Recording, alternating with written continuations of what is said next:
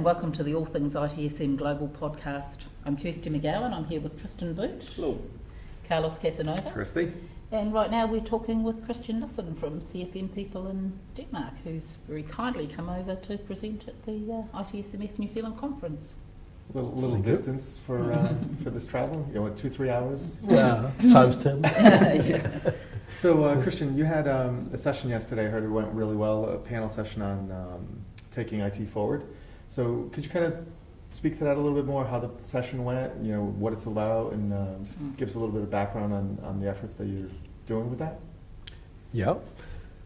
The session was a session together with Robert Falkovich, Yep. who's also part of this initiative. And the initiative is called Taking Service Forward. And the whole idea is that we see the need for an information model or an architecture behind service and service management in the future. Right. So that was what we discussed yesterday in the session. Good. So I know I sat in on it for a little while, and you had quite a few folks asking questions about, where is it going, and integration, tying in and support with other organizations. What sort of challenges are you seeing with, in that space, and what sort of progress have you guys been able to make on that?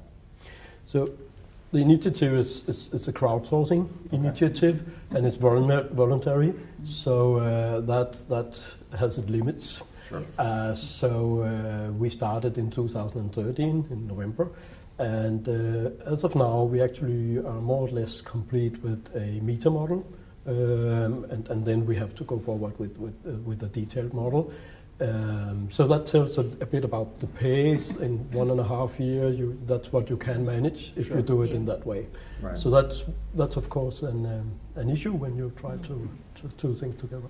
Sure. So it was interesting from my point of view, because obviously I wanted to bring you down here to sort of introduce some of these concepts to people in New Zealand, because we're often seen as being at the bottom of the world and a bit far away from stuff. And a lot of people here hadn't even heard of it, but I was quite impressed. There was a lot of feedback and interaction with the audience. They were actually really looking for something like this, and is that one of the things that was mentioned. It's been a significant time since there's been any real sort of ITIL update, and that's what people know. So they're out there looking for something. And so do you see what you're doing as being more, I guess use the word, more agile, or more sort of easy to keep up to date as you go, and sort of because times are changing fast, and we've got a lot of things coming in at us.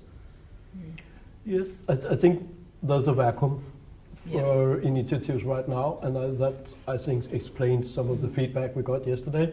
And you can also see it from the initiatives that pop up all over the world. IT for IT is another initiative. So I think that's one of the main reasons.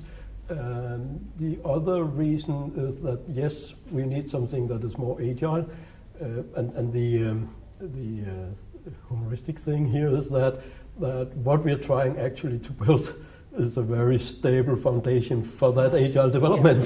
So that's a bit sarcastic, but that's actually what we try. We have realized that if you want an agile approach to gathering best practice for service management, not only IT service management, a basic model is needed, because the space is so big. So there's so much information, and people will get lost if we don't have a basic model. That's actually what we want to provide. So it's very basic, very simple actually. Yeah.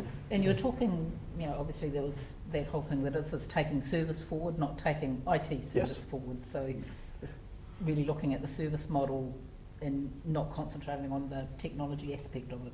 Yeah. When we make fun of it, we say that this model should be able to be used when I ask my kids to do the dishes, when I go to a church service, or when two IT services talk together, so to say. In all these circumstances, we talk about service in a very natural way, and we want something that can grasp that idea. Also, I think most of us see IT services as something that will disappear. We will not talk about IT services in the future. We'll just talk about services, and some of them are more IT enabled than others. Yeah. So there's no reason to keep on with making best practice for Yes. IT service management. No. So another thing that I really resonated with me yesterday, it was actually a very small thing that was mentioned, but it really struck home, was that we've been concentrating for so long on being good service providers, but we haven't done anything about teaching the consumers to be good consumers. Yeah. And can you talk about that a little maybe, because I thought that was a great concept. We all got surprised when we sat down. We had a 5 days workshop in Birmingham, 13 people to launch this and to have something to start from. And we all got surprised when we realized that when you look into the academic world, they have been working a lot with service management while we have done our own best practice building. And we were surprised that we realized what we have been doing was mostly to build our own capabilities, not to concentrate on the act between the service provider and the service consumer, which is probably the most important thing, the moment of truth. Yes. So there's very little practice for that, there's very little help in doing that.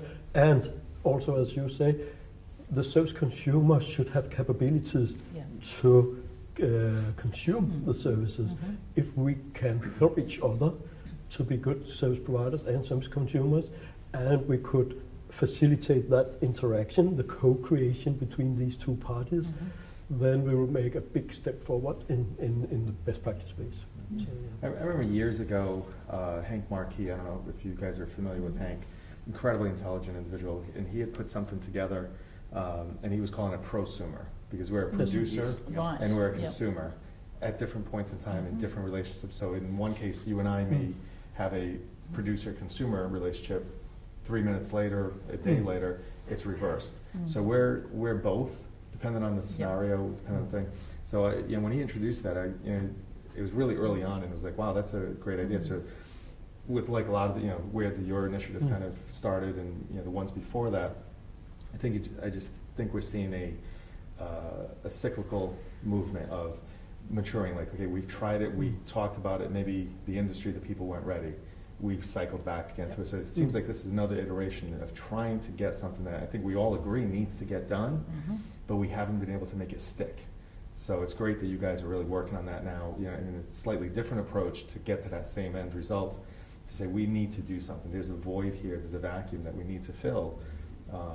And that producer, consumer, provider kind of thing is really, I think, key. And it's kind of great that it kind of popped right out during that session when you guys did that. Yeah, so if you look into the model, you will not find a service provider, you will not find a consumer, you'll find what we call a service system. And that system can be of the kind provider, consumer, prosumer, broker, SIAM, whatever, because that's the network we see involved in these days. So no matter if you are one of the other, it's the same kind of capabilities that you have to build. Sure. And a capability is just and configuration of resources, it turns out, when we work with this, and processes are just one kind of that. So we are focused on a very small part for the last 20 years, and I think we now have to look up. Well, that's the systems thinking, right? The systems engineering. Troy DeMolin and I have been having some of these conversations over the last couple of years. In my sessions, I started bringing up more and more. It's a system, and how that system plays out is dependent on the components that go into it at that particular time and how they get assembled. And then you have the system producing something. There's some inputs, there's some outputs. You take some of those same components, rearrange them next time, and it's a different thing, and you're acting in different roles, different times. So a taxi company can provide taxi in one configuration, in another configuration they can provide limo service. It's just another configuration of the resources that gives them a capability, a potential service, and the time a consumer or another service system enters that co-creation, a limo service or a taxi service comes into play. Right. That's what it is. It's been very interesting. Now, I just have to say, you've come to New Zealand for the first time.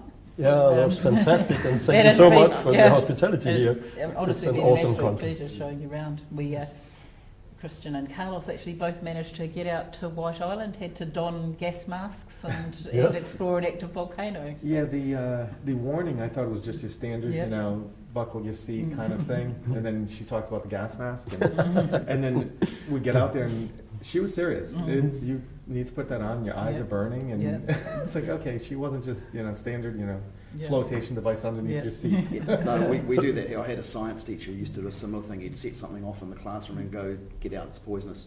And everybody would laugh, and he'd go, "No, I'm serious." And he'd jump out the window. So we train early for that. I guess so. Oh, Okay. So, but anyway, it's been an absolute pleasure chatting to you here, Christian, and it's been Thank you. wonderful having you in Great New having Zealand. you. Thank you for Yes. inviting us, and thank you for the hospitality here. Thank you Thank you, very much. Christian. Yep.